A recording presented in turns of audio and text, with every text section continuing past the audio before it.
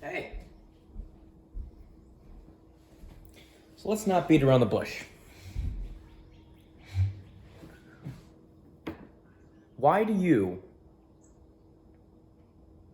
not want to ban assault weapons?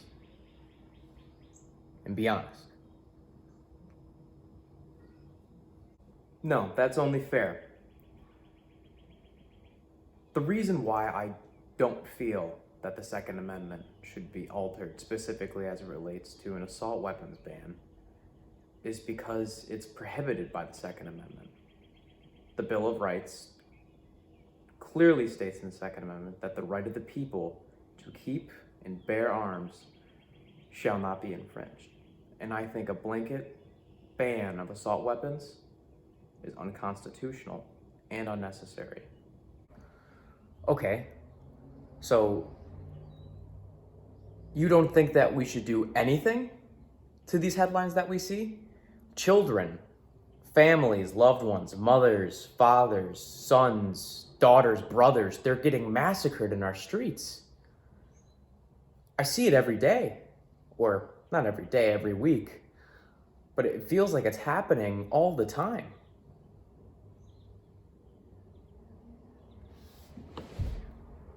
Also,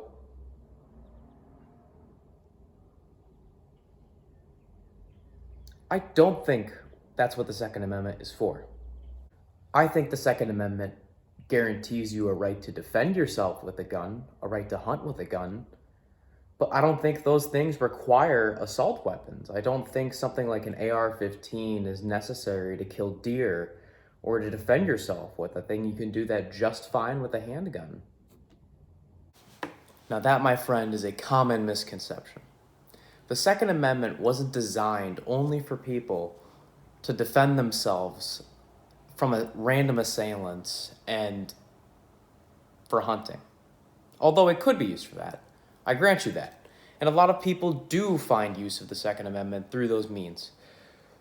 But the truth of the matter is that the founders were just finished fighting the greatest empire on earth. A tyranny that was being imposed on them for 2 centuries, ever since they really were designated a colony by the British Empire. They attributed a lot of their success to the fact that the people were in large part armed and able to rise up as insurgents against their British overlords. And with this in mind, they drafted the Bill of Rights, the right to speech, assembly, religion, press, and then following that, the Second Amendment. They're all designed to prevent tyranny. The Second Amendment was designed specifically to overthrow the American government should it ever fall into the wrong hands, should it ever steer to the direction of a fascist Germany or a Soviet American state.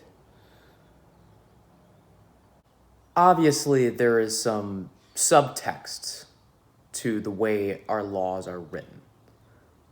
And because of that, there was a lot of dispute for a very long time over what the purpose of the Second Amendment was, until DC versus Heller, which ruled exactly that. Well, let me give you some context. At first, the distinction was made between a militia, which was defined for a very long time as the citizenry that would rise up and overthrow the government, not the people.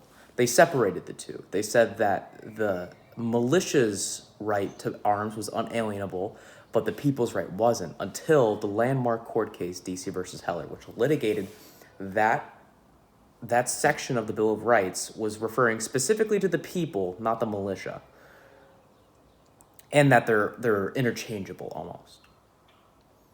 So that is why I believe that.